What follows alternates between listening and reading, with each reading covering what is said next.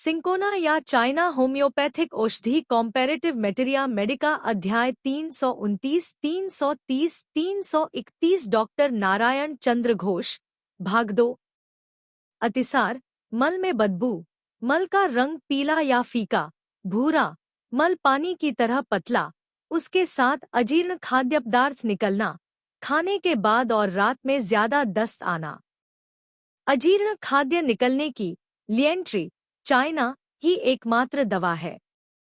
China में पेट बहुत फूला रहता है, जिससे शरीर का ऊपरी अंश अर्थात नाक, कान थोड़ी अधिक ठंडी रहती है और रोगी बहुत कमजोर हो जाता है। दस्त के बाद भूख लगती है, परंतु ज्यों ही खाता है त्यों ही पाखाना लगाता है। पेट में कभी पाखाने के पहले और बाद में दर्द रहता है और कभी नहीं भी रहता। एसिड फॉस में चाइना की अपेक्षा बार में अधिक दस्त आते हैं, पर उसमें चाइना की तरह कमजोरी नहीं रहती। जो अतिसार पेट फूलकर या पेट गड़गड़ाकर आरंभ होता है, जिसमें पाखाना होने के पहले पेट गड़गड़ाता है और पेट में भड़भड़ आवाज होती है किंतु पेट में दर्द जरा भी नहीं रहता, उसमें फॉस्फोरिक एसिड फायदेमंद है। एसिड फॉस में रोगी कमजोर बिल्कुल नहीं होता और उसके मल का रंग सफेद रहता है।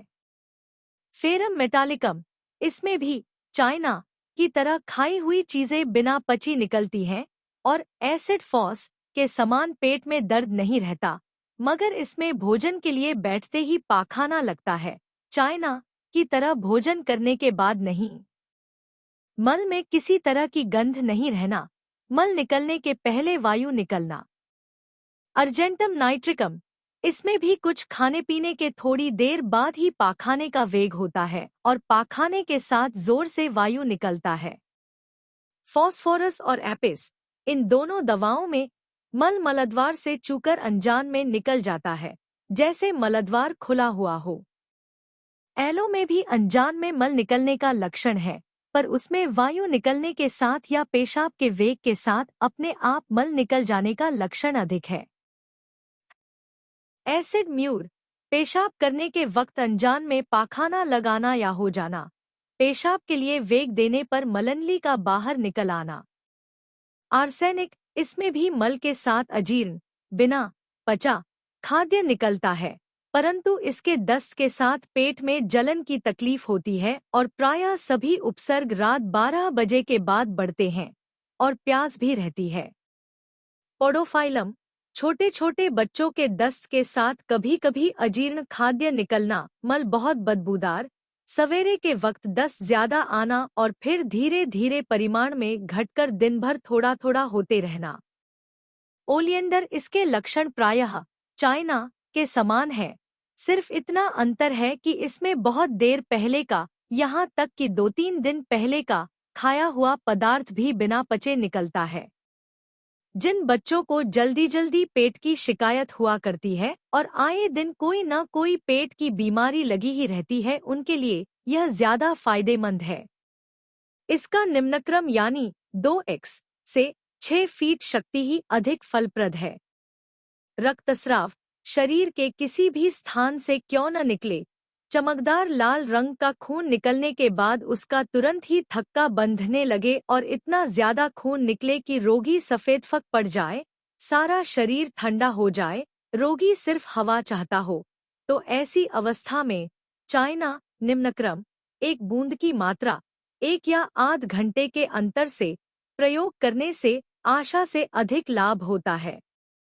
प्रसव या गर्भस्राव के बाद फूल अटक जाना तथा उसकी वजह से बहुत ज्यादा रक्तस्राव होना, इसमें पल्सेटिला की अपेक्षा चाइना ज्यादा लाभदायक है। चाइना के प्रयोग से रक्त जाना रुककर जरायु बलवान होती है और थपने आप फूल बाहर निकल आता है। यदि ऐसा न हो तो अन्यान्य दवाओं का, सिकेली आदि का प्रयोग कर देखना उचित है। फिर भी अगर फायदा न हो तो हाथ से फूल बाहर निकाल देना चाहिए। इपिकाक, इसके लक्षण बहुत कुछ चाइना के समान है। खून का रंग चमकीला लाल, किंतु उसके साथ इपिकाक का चरित्रगत लक्षण जी मिचलाना हो तो यह और भी ज्यादा फायदा करती है। क्षयकाश की पहली अवस्था में रक्तस्राव में इपिकाक से अधिक लाभ होते देखा गया है। एक बेलेडोना स्राव का रक्त गरम, खून का रंग घोर लाल, बाहर निकलने के बाद खून जम जाना। ट्रिलियम जरायु के रक्तस्राव में ही इसका प्रयोग होता है। प्रसव और गर्भस्राव के बाद बहुत ज्यादा रक्तस्राव होने पर और स्त्रियों का मासिक ऋतुस्राव बंद न होकर बहुत दिनों तक रक्तस्राव होते रहने पर इससे बहुत ज्यादा फायदा होता है। मिलीफोलियम के रक्तस्राव में किसी तरह का दर्द नहीं रहता। सैबाइना थक्का थक्का खून निकलना और जोर के दर्द के साथ खून का स्राव होता रहना। इसमें दर्द तलपेट से घूमकर कमर की ओर चला जाता है। चाइना ऋतुस्राव बहुत जल्दी और परिमाण में ज्यादा होना, स्राव का रंग काला और थक्का थक्का, रोगिणी का बहुत कमजोर हो जाना। सिकेली कौर यह दवा दुबली पतली स्त्रियों की बीमारी में फायदा करती है। इसमें जराजरा सा रक्तस्राव होता है। मैंने देखा है अधिक होने पर भी फायदा होता है और रोगिणी का शरीर ठंडा रहने पर भी भीतरी जलन के कारण वह बदन पर कपड़ा नहीं रखना चाहती। इरिजिरन रक्तस्राव बहुत ज्यादा परिमाण में होना, परंतु इसमें पेशाब के समय वेग और जलन रहती है। हेमामेलिस रक्त का रंग कुछ काला काला और रक्तस्राव के साथ दर्द रहना। एकालिफा इंडिका सूखी खांसी के साथ मुंह से खून निकलना। ऑस्टलेगो जरायु के रक्तस्राव में इसका प्रयोग होता है, किंतु रक्त परिमाण में ज्यादा नहीं गिरता, बल्कि बहुत दिनों तक थोड़ा थोड़ा निकलता रहता है।